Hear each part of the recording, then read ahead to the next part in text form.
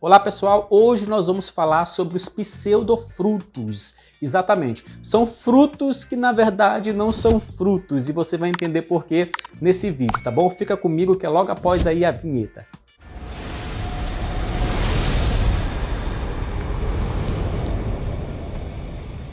Dando continuidade ao nosso estudo sobre as angiospermas, hoje nós vamos falar sobre uma parte muito interessante, que é a parte dos pseudofrutos. Isso mesmo, pseudo quer dizer falso, então hoje nós vamos falar sobre os falsos frutos, que são aquelas frutas, no conhecimento popular, né, conhecido como frutas, mas que na verdade, biologicamente falando e botanicamente falando, elas não são consideradas frutos, e nós vamos ver o porquê disso. Melancia, melão, manga, abacate, banana, pêssego, uva, são alguns exemplos de frutos carnosos, ou seja, frutos suculentos, que são ricos em açúcares e outras substâncias nutritivas. Para entendermos um pouco mais a respeito dos pseudofrutos, dos falsos frutos, nós temos que retornar um pouquinho na nossa aula passada, no nosso vídeo anterior, sobre as angiospermas, para que nós possamos entender o processo de formação de um fruto de uma angiosperma. Lembrando que essa questão de frutos, de flores e de frutos, pseudofrutos, eles são inerentes apenas às angiospermas, ou seja, as gimnospermas, as briófitas, as pteridófitas, elas não têm essa questão de frutos, pseudofrutos, flores, certo? Então essa é uma questão inerente e exclusiva das angiospermas, que são plantas que produzem flores e frutos. Então, na nossa aula sobre angiospermas, nós falamos que o fruto ele é originado da flor. O processo de formação de um fruto, ele começa na flor. Então, nós temos que relembrar agora com vocês um pouco da estrutura da flor para que nós possamos entender o que é considerado fruto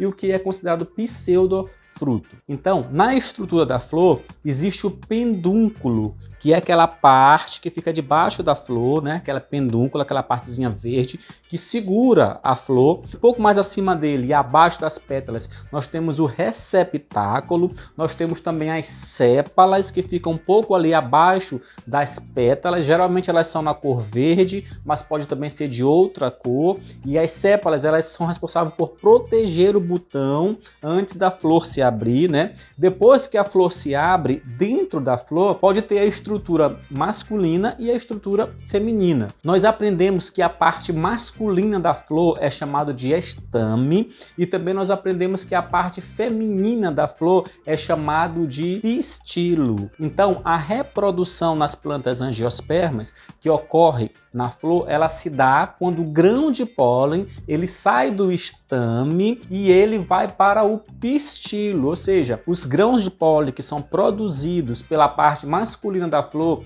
que é o estame, ele vai, pela ação do vento ou pela ação de algum animal polinizador, cair na parte feminina de uma planta da mesma espécie, que é o pistilo. O pistilo é aquela parte que parece uma jarra, a parte principal da flor, que fica bem no centro, que parece uma jarrazinha, né, que tem aqui um tubozinho e depois tem a parte mais dilatada, aquela parte mais alargada. Essa parte aí toda é chamada de pistilo. Então, quando o grão de pólen ele entra pelo pistilo, ele cria um tubo polínico e ele começa a vir lá de cima, lá da aberturazinha lá em cima, através do tubo polínico. Então ele vem e vai ficar naquela parte de baixo mais alargada, que é justamente onde fica o que? O ovário. Então a parte alargada do pistilo, ela é o ovário da flor. Essa parte é a parte principal, porque dentro do ovário se encontra o que? O óvulo, né? É onde vai ocorrer a fecundação e é onde o fruto vai se desenvolver. Então, dentro da biologia e de botânica, fruto é aquilo que foi originado pelo ovário da flor. Então, o que ocorre depois dessa fecundação? Ocorre a fecundação. Após essa fecundação, esse ovário ele começa a se desenvolver, as paredes do ovário começam a se desenvolverem, as demais partes da planta caem e a parte do ovário começa a se desenvolver, as paredes do ovário começam a se desenvolver e começam a crescer.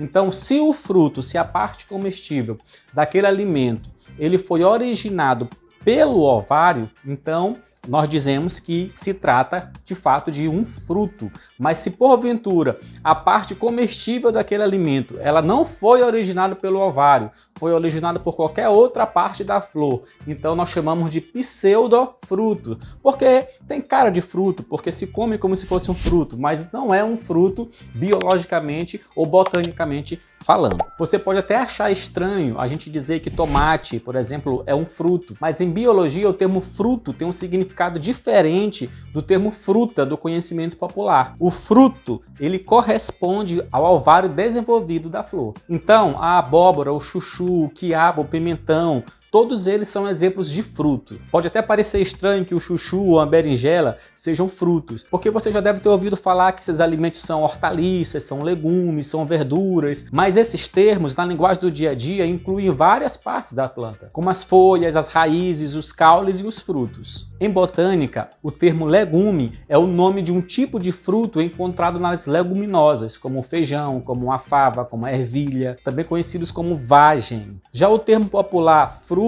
corresponde à parte comestível e adocicada, de sabor agradável, de determinados frutos, mas que nem sempre correspondem à parte que foi originada pelo ovário. Algumas vezes, as frutas são originadas por outras partes da flor, as quais se tornam carnosas e suculentas após a fecundação. Mas nestes casos, para a biologia, eles não são frutos verdadeiros e por isso nós chamamos de pseudofrutos ou falsos frutos. Um exemplo clássico de pseudofruto é o caju. A parte suculenta que a gente come, ela na verdade vem do pedúnculo da flor. O pedúnculo é aquela haste que sustenta a flor.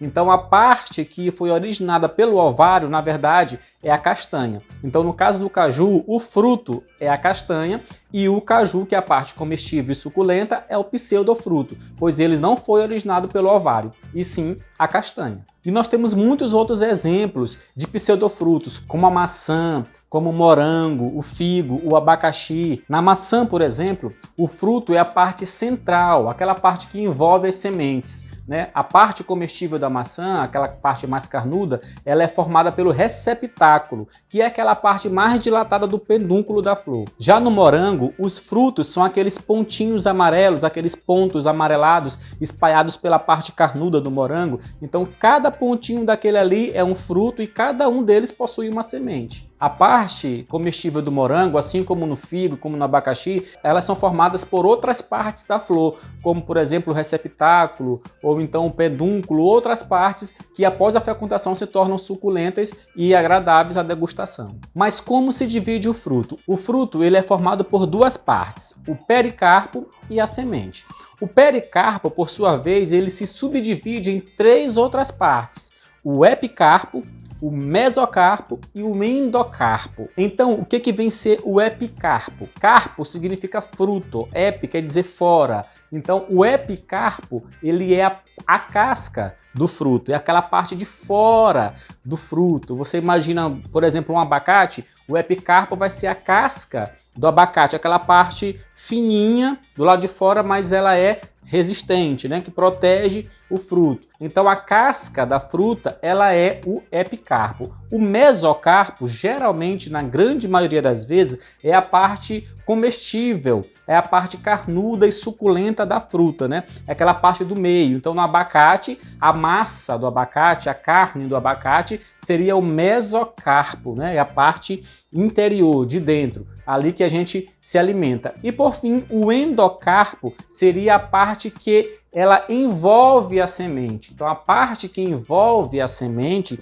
que protege a semente, é o endocarpo. No caso do abacate, que nós estamos dando exemplo, seria aquela películazinha marrom, não tem? Uma cascazinha marrom que envolve a semente do abacate, quando ele já está lá dentro do abacate, no interior, tem uma cascazinha. Às vezes o endocarpo pode ser só essa cascazinha que protege, mas às vezes ele pode ser grosso, pode ser duro, pode ser resistente, né? Isso depende muito. Mas todos os frutos, eles possuem essa estrutura de epicarpo, mesocarpo e endocarpo. Esses três juntos, a somatória dos três formam o pericarpo e a semente. Então o fruto é formado pelo pericarpo e pela semente. Finalmente, existem ainda os frutos que não possuem o pericarpo suculento. São aqueles frutos secos, né, que nós chamamos de frutas secas. São os frutos secos, porque eles não possuem o mesocarpo ali comestível, suculento, como as frutas ou os frutos carnudos. São chamados